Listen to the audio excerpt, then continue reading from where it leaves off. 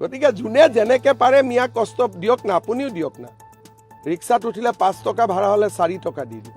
हेमंत विश्व शर्मा ने नया बयान दिया है। वो कह रहे हैं कि एक रिक्शा में अगर किराया रिक्शे का 5 रुपए है तो 4 रुपए दीजिए।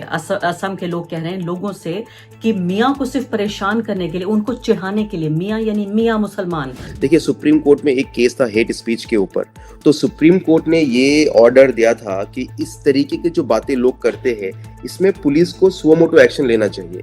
अगर एक्शन पुलिस नहीं लेता है, ऑथोरिटीज नहीं लेता है, तो वो कंटेम्प्ट ऑफ कोर्ट होगा, जो सुप्रीम कोर्ट का ऑर्डर है। हमने ये रिपोर्ट किया था कि कैसे वहां पर गाजियाबाद में हिंदू घरों में तलवारें बांटी जा रही थीं। उसके बाद पुलिस हरकत में आई और मुसलमानों को के खिलाफ बांटी जा रही थी और कहा जा रहा था कि लव जिहाद और ये धर्मांतरण की जो कोशिश हो रही है इसके लिए आप सबको तलवारें रखनी होंगी। Large section of the people in Assam इन बातों से रिलेट नहीं करता है वो, और इनसे अग्री नहीं करता है।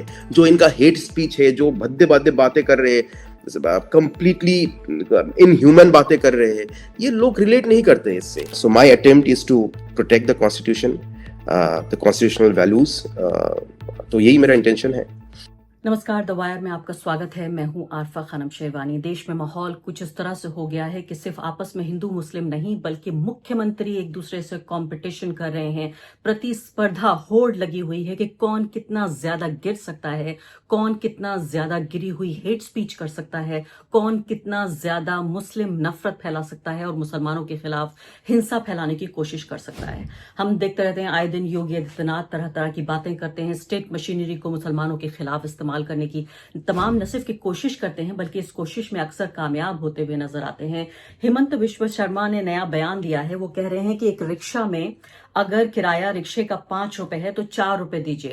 असम के लोग कह रहे हैं लोगों से कि मियाँ को सिर्फ परेशान करने के लिए, उनको चिढ़ाने के लिए, मियाँ यानी मियाँ मुसलमान, असम का मुसलमान, उनको चिढ़ाने के लिए ये बात कह रहे हैं। और ये भी कह रहे हैं कि 4 से 5 लाख मियाँ वोटर है और उनको SIR के तहत उनको हटाया जाएगा इलेक्टोरल रोल्स की एक्सरसाइज से। अब आप सोचिए, देश की सुप्रीम कोर्ट और साथ साथ देश का इलेक्शन कमीशन सब खामोश है, पूरा देश सो रहा है, धड़ल्ले से हिंसा फैलाई जा रही है। सुहासिनी हैदर याद दिला रही हैं, बड़ी उन्होंने अहम बात कही है कि कैसे जो हॉलोकॉस्ट है यानी कि यहूदियों के खिलाफ जो शुरू हुई थी हिंसा, उस हिंसा को आप ये देखिए, वो शुरू नहीं हुई सिर्फ उनकी जिंदगी को खत्म करने से ये हिंसा शुरू नहीं हुई। जो शुरुआत हुई थी वो हुई थी शब्दों के साथ, ऐसे नफरत भरे शब्द, डिह्यूमनाइज करना यानी मानवीय स्तर से नीचे चले जाना और दूसरों को एक्सक्लूड करना यानी उनको हाशिए पर फेंक देना। ये सारी चीजें शुरू हुई कि जब प्रेजुडिस यानी कि भेदभाव पूरे तरीके से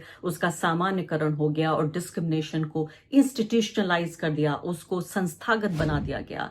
ये सुहासिनी हैदर कह रही हैं। हम देख रहे हैं कि बाकी कांग्रेस पार्टी के जो प्रवक्ता हैं अलग अलग वो इन मुद्दों को उठा रहे हैं, लेकिन फिर भी कोई ऐसी खलबली भी नहीं दिख रही है, कोई ऐसा आउटरेज नहीं दिख रहा है।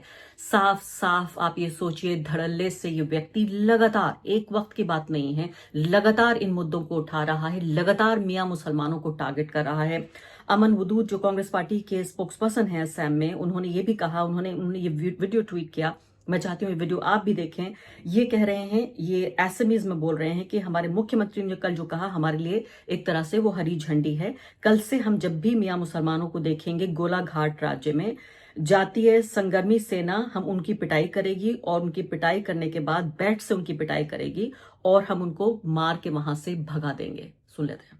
केले अहा काइলৰ পৰা আমি জাতীয় সংগ্ৰামী সেনাই গোলাঘাট জিলাৰ ভিতৰত য'ত য'ত আমি য'তে মিয়া দেখো তাৰ পৰাই আমি সিহঁতক মাৰি মাৰি মাৰি পিটি সিহঁতক টিকাত মানে বেট দি ইয়াৰ পৰা আমি খেদোৱা চেষ্টা চলাম। और इस अहम मुद्दे पर बातचीत करने के लिए हमारे साथ अमन वदूद इस वक्त मौजूद हैं। गुवाहाटी से जाने माने लॉयर हैं।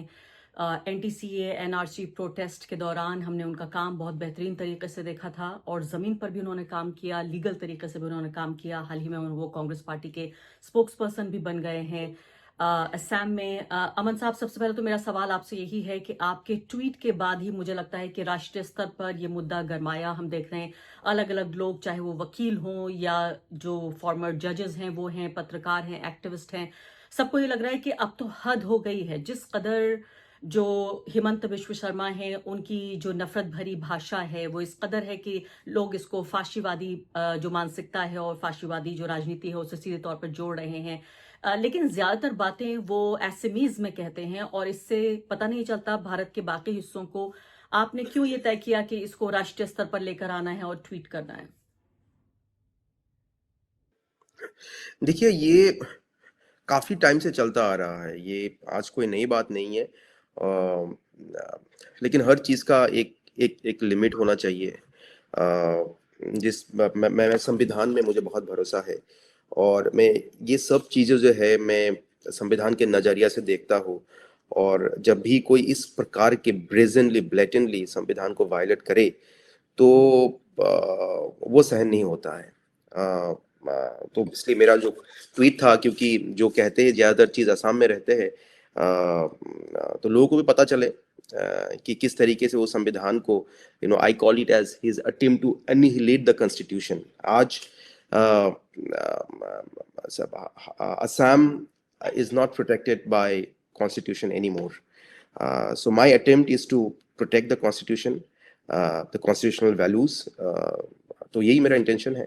अब मैं सवाल आपसे ये पूछना चाहती हूँ, ज्यादातर लोग जो सवाल पूछ रहे हैं वो ये कह रहे हैं कि भाई अदालतें कहाँ हैं, इलेक्शन कमीशन कहाँ है, और सबसे बड़ी बात ये हो रही है कि सुप्रीम कोर्ट ऑफ इंडिया, जो अंतिम व्यक्ति की सबसे बड़ी आस होती है, और खासकर एक ऐसे वक्त में जबकि पूरे की पूरी जो मुस्लिम कौम है उसको, जैसे आप अनहिलेशन की बात कर रहे हैं कॉन्स्टिट्यूशन की, इसी तरह से उनको भी पूरे तरीके से दूसरे दर्जे का नागरिक बनाने की कोशिश हो रही है। उनके खिलाफ उच्चतम स्तर से, हाईएस्ट लेवल से हिंसा फैलाने की जो कोशिश हो रही है। मैं देख रही थी कि जब उन्होंने ये बयान दिया रिक्शे वाले का, तो उसके बाद लोगों के मैंने बयान भी इस तरह से सुने कि हाँ ठीक है, हमने नोट कर लिया, अब हम यही करेंगे। जो उनके सपोर्टर्स हैं यानी और ज्यादा चढ़ाने की कोशिश कर रहे हैं। लीगल ऑप्शंस क्या है, कैसे व्यक्ति के पास, जो आपके जैसा व्यक्ति है, आप लॉयर हैं, इसके अलावा आप विपक्ष पार्टी के स्पोक्स पर्सन भी हैं, तो ये आपका एक तरह से फर्ज भी बनता है। मैं दोनों तरह से, मैं आपके ऊपर बोझ नहीं डालना चाहती, लेकिन आपके जैसे लोग, सिर्फ आप ना सही, तो क्या कर सकते हैं? कौन सा ऐसा कानून है जिसका हेमंत विश्व शर्मा उल्लंघन कर रहे हैं? देखिए, वो कानून, हर प्रकार के कानून के जो सबसे पहले जो चीज है वो संविधान को वायलेट कर रहा है। और अगर आप स्पेसिफिक प्रोविजन के बात करें, तो देखिए, सुप्रीम कोर्ट में एक केस था हेट स्पीच के ऊपर। तो सुप्रीम कोर्ट ने ये ऑर्डर दिया था कि इस तरीके की जो बातें लोग करते हैं, इसमें पुलिस को सुओ मोटो एक्शन लेना चाहिए। अगर एक्शन पुलिस नहीं लेता है, अथॉरिटीज नहीं लेता है, तो वो कंटेम्प्ट ऑफ कोर्ट होगा, जो सुप्रीम कोर्ट का ऑर्डर है। तो उसमें जैसे 153A था, 153B था, अभी 196 जो promoting enmity between two groups based on religion। उसके बाद जो बात कहते हैं, जो prejudicial to the national integration है, सेक्शन 291 ऑफ द BNL। तो स्पेसिफिक प्रोविजन ये सब वायलेट होता है, बट सबसे ऊपर जो है वो संविधान का वायलेशन है, और कंप्लीटली ये एनिहिलेट करने की एक कोशिश है। और जो एक सवाल आपने पूछा कि लोग इसके ऊपर एक्शन क्यों नहीं लेना चाहते, देखिए, काफी अटेम्प्ट हुए थे। इवन जब दरांग में, धौलपुर में वो जिस तरीके से बात कही थी, तो हमारे एक तब मेंबर ऑफ पार्लियामेंट थे, उन्होंने पहले पुलिस के पास गए, फिर वो एसपी के पास गए, किसी ने भी केस रजिस्टर नहीं किया। फिर कोर्ट में गए, कोर्ट ने उसको केस को रजिस्टर करने के परमिशन दिया। आनंद फानन में वो लोग हाई कोर्ट गए, फिर उसको स्टे लाया। तो अटेम्प्ट तो रहा है, काफी अटेम्प्ट रहा है, लेकिन अब इस प्रकार के आई थिंक एक ओवरवेल्म, एक जो है नैरेटिव बनते जा रहा है कि कुछ नहीं होगा, आप जितने भी कुछ ना कर लिए, चीफ मिनिस्टर है, इनके खिलाफ क्या केस करेंगे, कुछ नहीं होगा, पुलिस इनका है, सब कुछ इनका है। तो आई थिंक ये एक जिन लोगों से मैं बात करता हूँ, तो इसी प्रकार के तो बातें आते हैं सामने। ये बहुत ही निराशा की बात है, और जो आप कह रहे हैं शायद इस सेंटिमेंट को मैं भी शेयर करती हूं कि कुछ नहीं होगा। हेमंत विश्व शर्मा का या इस तरह के लोगों का, उत्तर प्रदेश के मुख्यमंत्री योगी आदित्यनाथ भी लगातार इस तरह की बयानबाजी करते हैं जो बहुत ज्यादा हिंसक है। ये तो मुख्यमंत्री स्तर के लोग हैं, यति नरसिंहानंद, काजल हिंदुस्तानी, इस तरह के दर्जनों लोग इस वक्त हमारे समाज में भर गए हैं, जो कि ऐसे लोग हैं जो कॉन्स्टिट्यूशनली भी प्रोटेक्टेड नहीं है। वो मिनिस्टर नहीं है, चीफ मिनिस्टर नहीं है, सांसद भी नहीं है, विधायक भी नहीं है, कॉरपोरेटर भी नहीं है, उस सब के बावजूद भी पुलिस उन पर एक्शन नहीं लेती है। अभी गाजियाबाद का मैं किस्सा दर्शकों को बताना चाहूंगी कि जब हमने ये रिपोर्ट किया था कि कैसे वहां पर गाजियाबाद में हिंदू घरों में तलवारें बांटी जा रही थी, उसके बाद पुलिस हरकत में आई और मुसलमानों को के खिलाफ बांटी जा रही थी और कहा जा रहा था कि लव जिहाद और ये धर्मांतरण की जो कोशिश हो रही है इसके लिए आप सबको तलवारें रखनी होंगी। उसके बाद इस व्यक्ति को गिरफ्तार किया गया और गिरफ्तार करने के कुछ ही दिनों बाद ये व्यक्ति बेल पर बाहर आ गया। उसके बाद उसके साथियों ने मिलकर बाकायदा उस बेल को और उस पूरी हिंसक जो वारदात थी उसको सेलिब्रेट किया और कहा कि हम ये लगातार करते रहेंगे, हम तलवारें बांटेंगे भी, तलवारें हम चलाएंगे भी और जरूरत पड़ी तो चलाएंगे भी और हमारा कोई कुछ नहीं बिगाड़ सकता। अब मुझे आप ये समझाइए, आप वकील होने के अलावा भी आप ग्राउंड पर काम कर रहे हैं, मुझे बताइए कि जब हेमंत इस तरह की बात करते हैं और कहते हैं, और ये कोई पहली बार नहीं है, इससे पहले भी, और सिर्फ ऐसा नहीं है कि वो बयान देकर छूट जाएंगे, उनके पास तो बाकायदा पुलिस है, पूरी सरकारी मशीनरी है। हमने घरों पर बुलडोजर चलते हुए देखे हैं, मदरसों पे बुलडोजर चलते हुए देखे हैं, लोग वहां पर डिटेंशन सेंटर्स में रह रहे हैं, एक एक कागज न मिलने की बुनियाद पर लोगों को रिपोर्ट किया जा रहा है बांग्लादेश। ऐसे में जब वो ये बातें कहते हैं तो कितना बड़ा समाज है, कितना बड़ा वोटर बेस है जो उनका समर्थन करता है। देखिए, ये जो उनका हेट स्पीच है, जो हिंसात्मक जो बातें हैं, ये आज नई नहीं है, ये काफी टाइम से चल रहा है। मेरे पास, मैंने पूरा डॉक्यूमेंट किया है। तो पहले भी बहुत इससे भी खराब चीजें इन्होंने कहा है और ये करते जा रहे। इसके बावजूद भी वो उसका जो उनका जो कोशिश है वो कोशिश जारी है। लोग कोशिश कब करते हैं? जब वो पूरे सक्सेसफुल नहीं होते हैं। तो इसके मतलब यही है कि वो सोसाइटी को इन्फ्लुएंस करने में या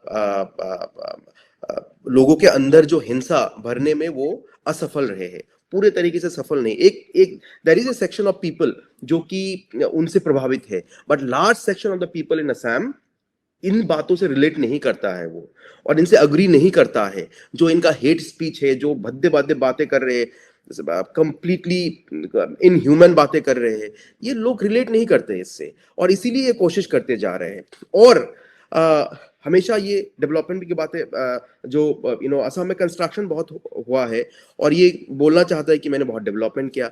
अगर ये इतना डेवलपमेंट करते, अगर डेवलपमेंट के बातों से इलेक्शन जीता जाता तो ये सब क्यों? और अगर यही बातों से इलेक्शन जीता जाता तो आई थिंक अब तक जितना उन्होंने ट्राई किया था, अब तक सोसाइटी पूरा पोलराइज्ड हो जाता। He has failed to completely polarize the society. कुछ section I understand. There is a section of the people who are influenced by him, but large section of the people are resisting. ये तो अच्छी खबर आप सुना रहे हैं और इसीलिए मुझे लगता है, क्या मैं सही हूं अगर मैं ये सोच रही हूं कि चूंकि चुनाव नजदीक हैं और इनको इस बात का शक है, बल्कि इनको इस बात का यकीन है कि इन्होंने काम बेहतरीन तरीके से नहीं किया है, आम जनता इनके काम से संतुष्ट नहीं है, तो इनके पास सिर्फ एक ही चारा है कि धार्मिक ध्रुवीकरण करके वोटर को अपने नजदीक लाया जाए। और मैं आपसे ये भी जानना चाहती हूँ एक कांग्रेस स्पोक्स पर्सन की हैसियत से कि ये बताइए, अभी तक हमने राहुल गांधी की तरफ से कोई ट्वीट नहीं देखा, मैंने तो कम से कम गौरव गोगोई की तरफ से भी अभी तक मुझे याद नहीं आ रहा है कि मैंने कोई ट्वीट देखा है। और मैं आपसे ये भी जानना चाहती हूँ कि क्या कोई जमीन पर कांग्रेस पार्टी एक्शन लेने जा रही है, इस पर कोई बातचीत हो रही है राज्य के स्तर पर, स्थानीय स्तर पर या राष्ट्रीय स्तर पर? नहीं, देखिए, गौरव जी का असमिस मीडिया में काफी स्टेटमेंट आया है। वो लगातार इस बात पे बात करते आ रहे हैं। हमारे जो राष्ट्रीय सुप्रिया श्रीनेट जी, रागिनी नायक जी, पवन खेरा जी, सबने, सलमान सोज जी ने, सबने इसके ऊपर ट्वीट किया है। गौरव जी अभी वो कल सिलचर में थे, तो वो असम में पूरे मीडिया में उन्होंने बात की है और इसके ऊपर उन्होंने बोला है कि वो एक मुसलमानों के वोट काटना चाहता है, वो ट्राइबल की जमीन लेना चाहता है, एक किसी कम्युनिटी की वो गाय लेना चाहता है, तो हर तरीके की वो चोरी करना चाह रहा है। सिर्फ ये वोट चोरी का बात नहीं है, जमीन चोरी कर रहा है, गाय चोरी कर रहा है, कहीं से पानी चोरी कर रहा है। तो ये गौरव जी का ये स्टेटमेंट है, उन्होंने कल ये स्टेटमेंट दिया है बाकायदा। जी, ठीक है अमन मदूद साहब, बहुत बहुत शुक्रिया हमसे बातचीत करने के लिए, और मैं उम्मीद करती हूं कि एक वकील के तौर पर भी अपना काम आप जारी रखेंगे, एक पॉलिटिशियन के तौर पर भी आपका काम, आपकी जिम्मेदारी और ज्यादा बढ़ गई है, आपकी चुनौतियां जिम्मेदारी से ज्यादा आपके जैसे लोगों की, युवा लोगों की चुनौतियां बढ़ गई हैं, और मैं जानती हूं कितना शानदार आपका रिकॉर्ड रहा है एक लॉयर के तौर पर भी, नेता बनने से पहले भी। और बहुत बहुत शुक्रिया आपका। मुझे लगता है कि ये एक तरह से किस्मत की बात तो मैं नहीं कहना चाहती, लेकिन एक बेहतर राजनीति की आस हम जरूर कर सकते हैं। शुक्रिया।